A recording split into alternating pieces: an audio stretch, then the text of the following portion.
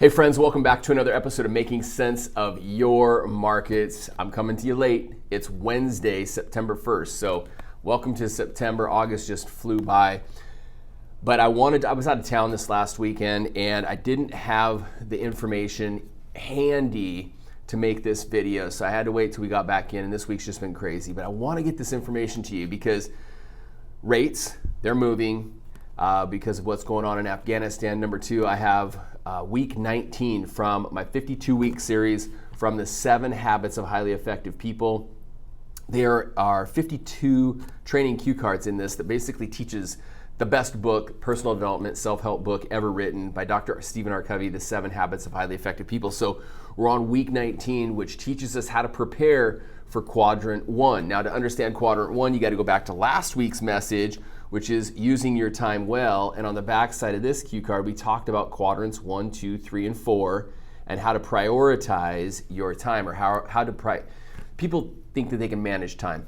That's a myth, but how to prioritize what gets your time. And this is just an incredible formula that's helped me be more productive with my time. And then lastly, I want to talk about the win of the week. Now, I talk a lot with first-time homebuyers, younger people, about budgeting. And one of the most important steps from the 6 steps to financial freedom that I teach and I follow myself is building an emergency fund, having a fund set aside that when you encounter hard times like 2020 for a lot of small businesses and a lot of people that might have lost their jobs due to COVID, you have an emergency fund so you can weather a storm. And I'm going to talk about what that means relative to a storm here in a minute. But let's jump in real quick and talk about mortgage rates. So because of the news, ugly news out of Afghanistan, mortgage rates dropped just a little. Now this hit really close to home for me, losing those 13 American soldiers, because we do a lot of business with active duty service men and women and veterans of the armed forces, and this is just heartbreaking to see what's happening right now. But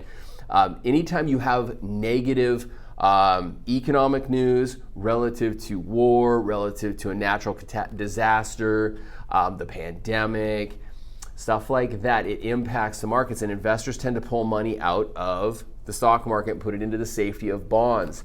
And when they do that, it typically helps improve mortgage rates. And that's what we saw just a little week over week. So we're still in the upper 2s, depending on your credit score, down payment, type of property, and more importantly, if you want to pay points or not, about 2.75 to 3% on 30-year fixed rates, on 15-year fixed rates, right at the 1.99 to 2.2, 2.3 mark.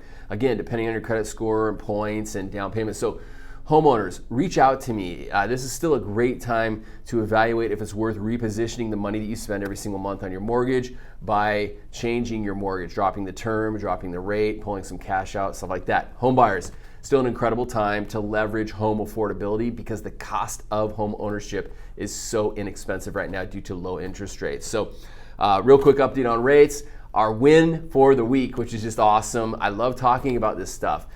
Part of the 6 steps to financial freedom that I teach at budgetwithdan.com, I talk about the importance of having an emergency fund, budgeting for an emergency. So if you go to my budgeting spreadsheet at budgetwithdan.com, you'll see that column 1, you need to list your expenses, line item, all of your monthly expenses. Column number 2 is you write the amount that you pay for those expenses. So in column number 2, you add up all of those expenses. That's your housing, rent or mortgage, insurance, your car payments. Each one of those payments gets a line item.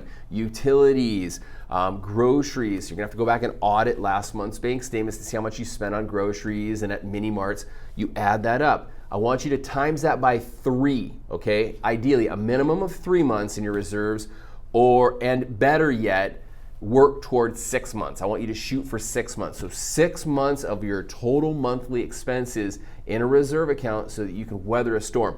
I learned this a long time ago, and I want to say this. One of my mentors taught me, in life and in business, we're always heading into a storm, in a storm, or coming out of a storm. And regardless of where you're at in those 3 areas, if you're prepared and you have the right mindset, you can weather that storm more efficiently. So that's what this week's lesson is all about. If you have questions on this, reach out to me. I'd love to be a resource. You can go to budgetwithdan.com to find out more information, download all this information for free without having to put in your email or contact info, okay? Lastly, I want to close with this, preparing for quadrant 1. I want to read this to you because it's so important from Dr. Stephen R. Covey. How many of my crises could have been prevented with preparation? For example, understanding quadrants 1, 2, 3, and 4. Quadrant 1 is both urgent and important. It deals with the things that require immediate attention. We all have some quadrant 1 activities in our lives, but some people get consumed by them. I'm guilty of that. I've been guilty of that. So when you understand how to use your time more efficiently and understand these quadrants, you can become more productive with your day, and things don't tend to weigh you down and keep you in one spot, and then other important things lose or don't get your time and your energy. So I encourage you to look into this. I'll put more information on this around this video. If you have any questions, reach out to me. Have an incredible week. I'm going to come back in a few days with another update. We're going to be on week 20 this week, quadrant 2. But in the meantime, if you need anything, reach out. Bye for now and be well.